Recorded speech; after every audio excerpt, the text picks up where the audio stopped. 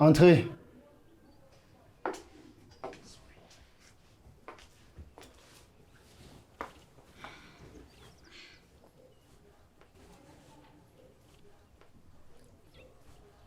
Bonjour. Pourquoi tu m'as demandé de venir avec tant d'insistance? Je n'en ai pas le droit. C'est pas toi qui m'as dit que notre relation ne se limitera désormais qu'aux besoins de l'enfant. Que tu ne voulais plus m'épouser. Je sais très bien ce que j'ai dit. Et je le regrette. J'ai parlé sans réfléchir. Mais je t'aime encore, Kelly.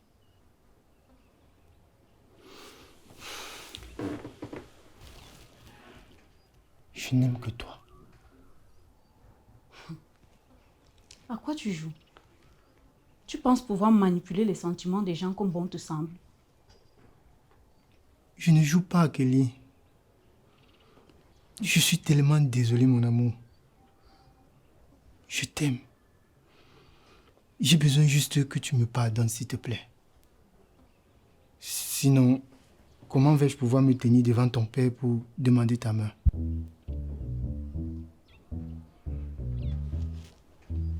Pour demander ma main. Attends, tu comptes toujours m'épouser? Bien sûr.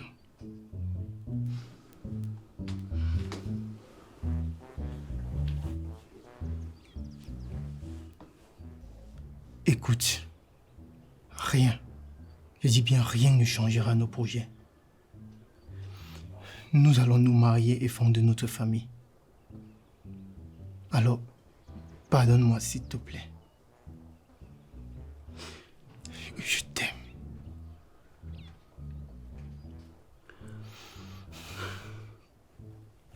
Je te pardonne. J'étais tellement triste de t'avoir perdu, tu sais.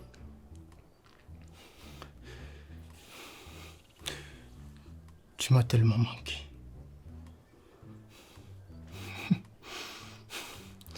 Ma tante Kelly, si belle. Écoute, mon cœur t'appartient. Ok.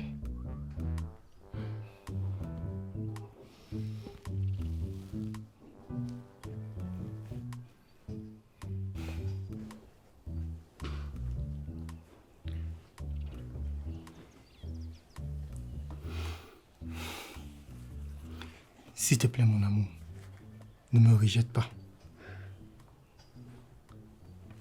J'ai tellement besoin de toi. Dis-moi, tu es encore fâché?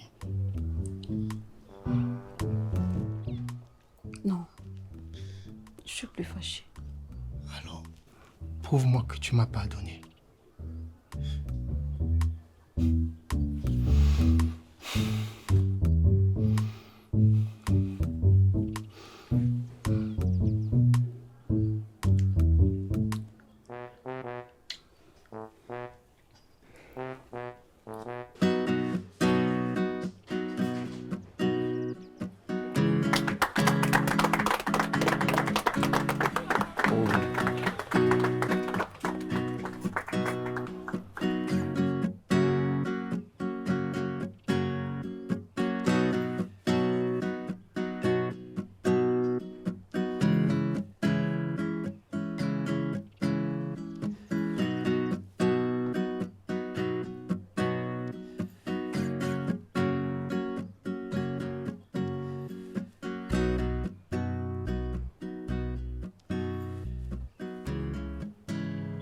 Mesdames et messieurs, mes chers amis, au nom de la Fondation Mamba, je vous remercie d'être venus.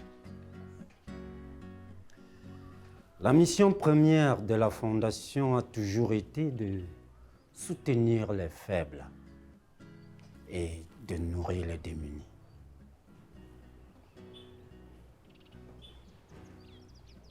Nous apportons du réconfort à tous ceux qui sont dans le besoin.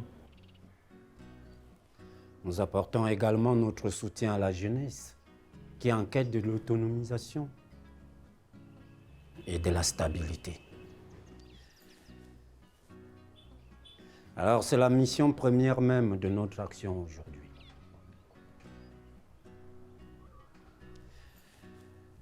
Tout comme vous, j'ai été profondément touché par la tragédie qui a frappé mademoiselle Nourey Saoui. Une jeune femme qui s'est lancée dans l'entrepreneuriat avec tous les risques et sacrifices que cela comporte. Elle se bat pour rehausser l'économie nationale et emploie plusieurs jeunes à travers sa start-up.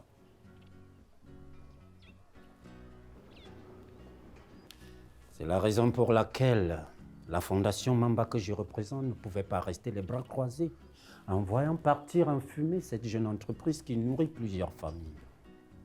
Alors nous avons décidé de la rebâtir et de l'équiper à nouveau. Aujourd'hui, nous sommes heureux de remettre les clés à sa propriétaire, tout en lui souhaitant beaucoup de succès qu'elle mérite d'ailleurs.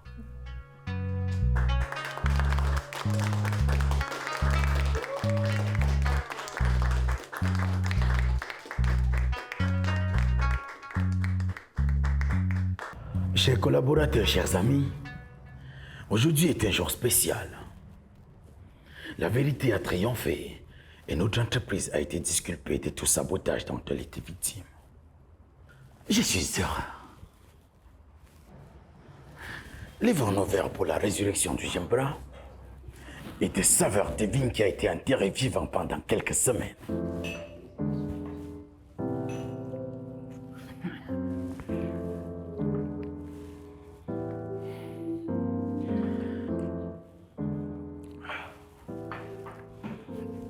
Mais le combat ne s'arrête pas là.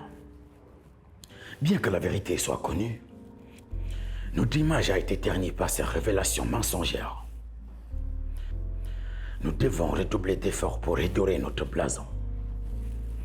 Raison pour laquelle j'invite tout le monde ici présent à se mettre au travail et à donner le meilleur de soi afin que nous puissions retrouver la place qui nous était due sur le marché. Je ne vais pas oublier aussi de vous remercier pour votre travail acharné envers cette entreprise. Car j'ai vu pleurer, souffrir et même tomber malade de nombreuses personnes depuis la fermeture de cette entreprise. Ceci est une preuve indéfectible que vous faites confiance en la qualité de nos produits. Je suis heureux de vous avoir comme collaborateur. Et je suis sûr qu'avec vous, la liqueur de marque Gimbra retrouvera très rapidement la place de la liqueur la plus consommée sur le marché. À votre santé, les gars.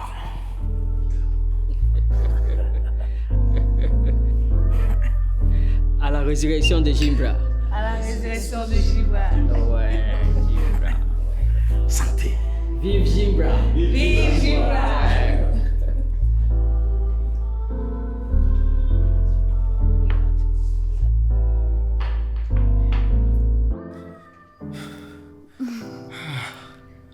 Oh mon chéri, c'est tellement beau.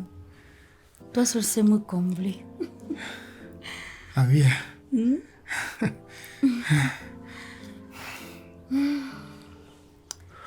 Bébé, nous devons commencer les préparatifs du mariage, non? As-tu déjà une idée de la date? Oui, on parlera de ça plus tard. Je suis fatigué. Je pense que le mois de janvier sera parfait. Tu vois, c'est la saison sèche et on peut se permettre d'organiser un truc à l'extérieur sans craindre la pluie. Tu vois? Comme tu as l'argent maintenant, n'est-ce pas? On peut louer un jardin botanique, tu vois? Ou alors un parc.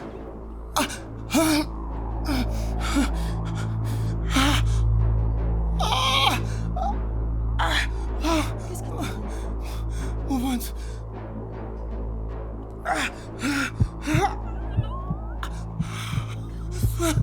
Il a mal. Il a mal. Malgré sa disparition, le reportage du journaliste Daga Fouedouap a pu être publié grâce à la témérité de sa fiancée, elle-même d'ailleurs journaliste de formation, avec la contribution du promoteur de la page Les Choses du Mboa.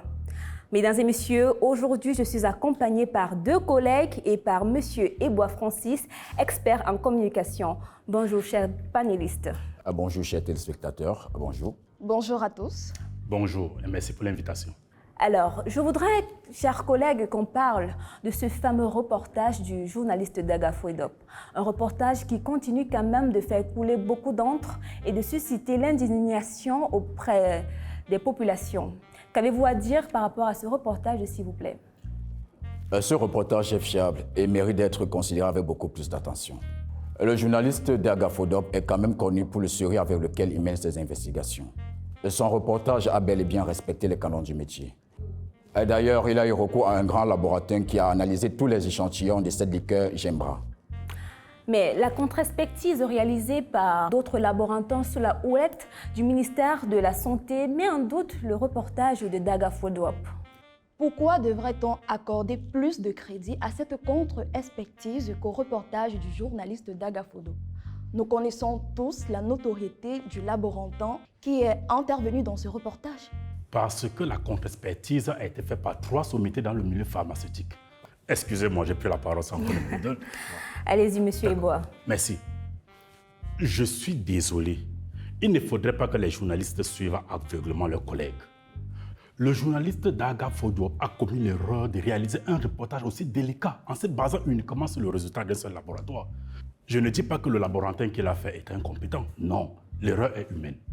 C'est la raison pour laquelle il est toujours conseillé d'avoir un second avis, même dans le cadre des examens médicaux que nous effectuons pour notre santé. Même les médecins eux-mêmes demandent toujours les avis des uns et des autres avant de poser un diagnostic compliqué à un patient. Votre collègue a manqué de professionnalisme. Peut-être emporté par sa soif de provoquer un scandale. Parce qu'on vous connaît, vous autres journaleurs, toujours prompts à avoir les informations pour attirer l'attention. Nous autres journaleurs, vous vous prenez pour qui pour injurer publiquement un corps de métier aussi respectable? Je n'ai insulté personne. Je dis que les journalistes doivent bien regrouper les informations avant de les diffuser. Et de plus, dans le cadre d'une investigation, Daga avait tout le temps de recueillir les informations des autres laborantins. Personne ne veut savoir ce que vous dites. Vous vous permettez de venir sur un plateau télé et de mettre en doute l'intégrité de notre profession? Calmez-vous, chers messieurs, s'il vous plaît. Calmons-nous. Et d'ailleurs, qui vous dit que les 3 autres laboratoires ne sont pas corrompus? Il faut des laboratoires neutres venus d'ailleurs pour donner leur avis à ce sujet.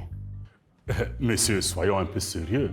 Vous n'êtes quand même pas en train de dire que tout un ministère a été corrompu pour une affaire aussi sérieuse, monsieur. Calmez-vous, messieurs, calmez-vous, s'il vous plaît. Calmez-vous. C'est monsieur Ebois qui doit se calmer.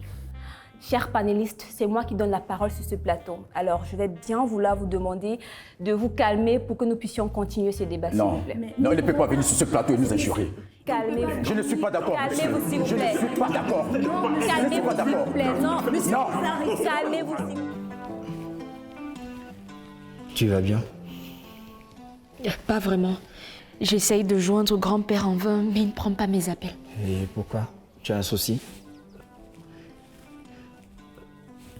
Où sont maman et Carla? Justement, c'est pour elle que j'appelle. Maman est sortie d'ici toute déboussolée. Elle dit qu'elle pas chercher le corps de tonton Daga. Et Carla l'a suivi.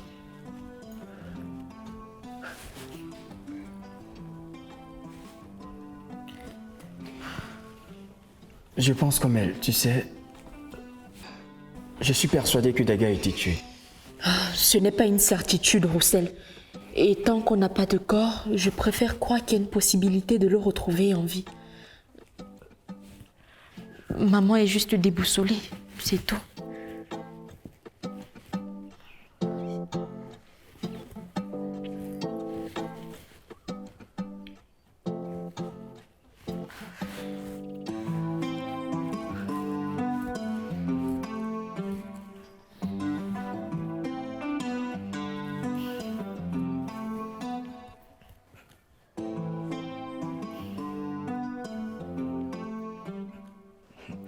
Loli, je pense qu'on ne doit pas mettre fin à notre relation amoureuse. Moi, je suis toujours amoureux de toi. Mais tu es mon frère, Roussel. Un frère a-t-il le droit de dire ce genre de choses à sa sœur? Nous ne sommes pas frères et sœurs, Lolita. Nous n'avons pas le même sang, donc il n'y a rien de mal. Je suis amoureux de toi. Je suis fou de toi, Lolita. Il n'y a aucun problème à ça. Pour moi, si. Il y a un problème. Un gros problème même.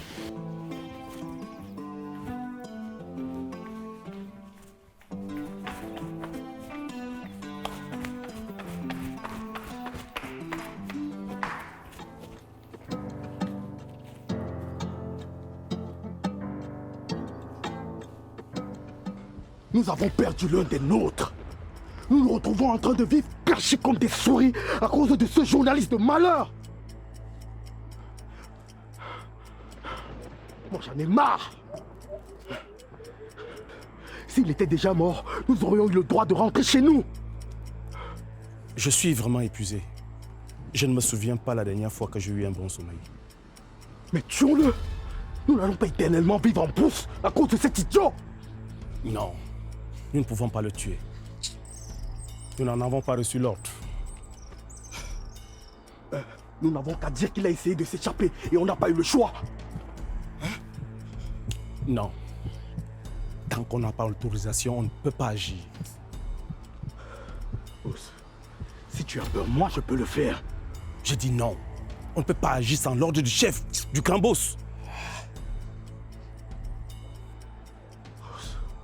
Moi je suis fatigué de cette situation. Je vais la régler. Je vais finir avec lui tout de suite. Ne fais pas le con, range ton âme. Range ton âme! Range ton âme, je te dis. Sinon, c'est toi qui dois recevoir une balle dans la tête. Je suis le chef ici.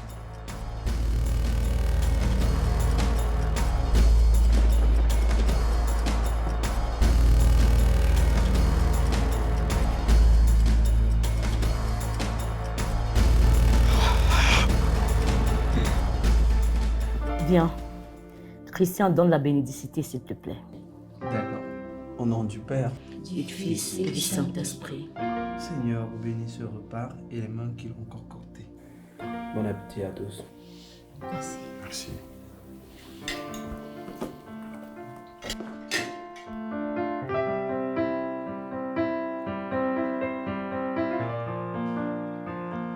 Qu'y a-t-il? Et la police au portail demande après vous.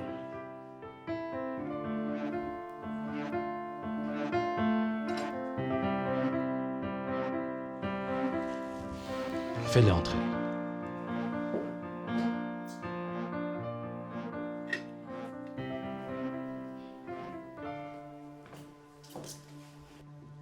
Que me vaut ce déplaisir? Nous cherchons mademoiselle Myriam Ayala. C'est moi. Que me voulez-vous? Mademoiselle Myriam Ayala, vous êtes en état d'arrestation pour diffusion de fausses informations, sabotage et incitation au trouble de l'ordre public. De quoi vous parlez? C'est bien vous qui avez diffusé le reportage de Darga Fodio, votre fiancé. Un reportage qui s'est avéré être un pur sabotage. Vous allez devoir nous suivre. Je connais mes droits. Où est donc votre mandat d'amener?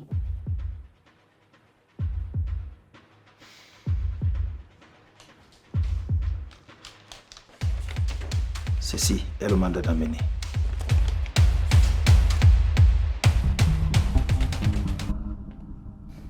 Maintenant, suivez-nous sans faire d'histoire. Vous avez le droit de garder le silence, car tout ce que vous direz pourra être retenu contre vous. Non, lâchez ma fille. Ne la touchez pas. Arrêtez ça vite. Vous vous prenez pour qui? Si vous essayez encore de vous interposer, je vous arrête pour obstruction à la justice.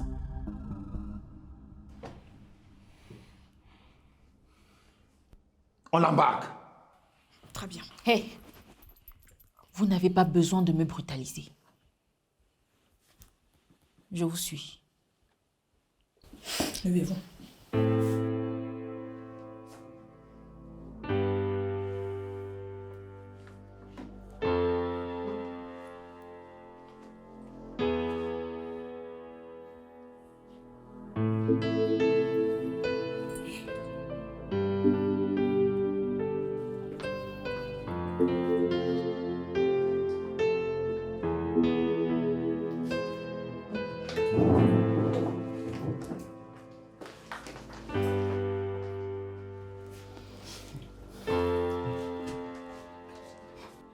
Mais docteur, de quoi souffre-t-il?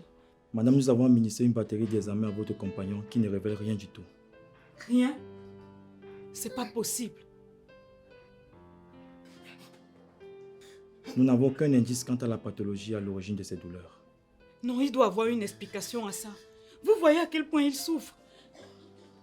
Je vous l'accorde. Mais pour le moment, rien n'est détecté.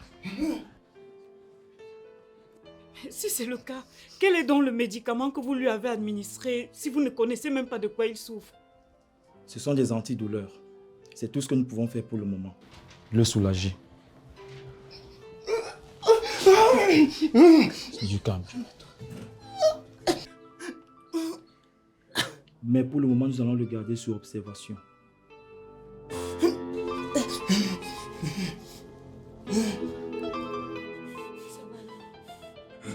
Vous avez été accusé d'avoir divulgué une fausse information sur la liqueur Gimbra. Et une plainte a été déposée contre vous. Que répondez-vous à ça? Je ne sais pas de quoi vous parlez, Madame la Commissaire. Il me semble que le reportage a été diffusé sur la page Les Choses du Mbowa dont je ne suis ni la promotrice, ni la webmaster. Je vous le concède. Mais c'est vous qui leur avez donné le reportage. Non, Madame la Commissaire. Vous m'accusez sans preuve maintenant. Bref, de toutes les façons, je n'aurais pas pu envoyer ce reportage à qui que ce soit puisque tout a été supprimé de mon ordinateur après le cambriolage. Et c'est d'ailleurs ce commissariat qui avait mené l'enquête. Mais si vous ne me croyez pas, vous pouvez toujours vérifier mes adresses courriel. C'est votre fiancé qui a fait le reportage. Oui, mais pas moi. Par conséquent, je ne peux pas répondre à sa place. Si, vous pouvez répondre. Parce que vous êtes complice, vous avez réalisé le reportage avec lui. Prouvez donc mon implication dans ce reportage. Et ce n'est qu'à cette condition que je pourrai accepter une possible culpabilité. Vous êtes responsable par alliance. Madame la Commissaire, Daga et moi ne sommes pas encore mariés. Et même si c'était le cas, vous n'êtes pas sans ignorer que dans le pénal, les conjoints ne sont pas solidaires. Est-ce que vous avez vu ce reportage avant qu'il ne soit kidnappé? Oui. Et en tant que journaliste, vous ne lui avez pas dit que son travail était mauvais? Il a fait ce reportage dans les règles de l'art. Arrêtez. Selon vous, qui a donné la vidéo au lanceur d'alerte? Si ce n'est vous, vous devez aller en cellule. Mais c'est un abus. Eh bien, considérez cela comme le sujet de votre prochain reportage. Les abus policiers. Faites venir Pitakam.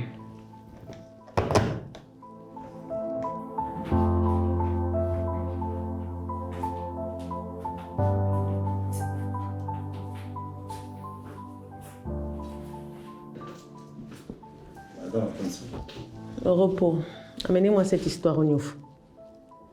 Madame, suivez-moi, je t'en prie.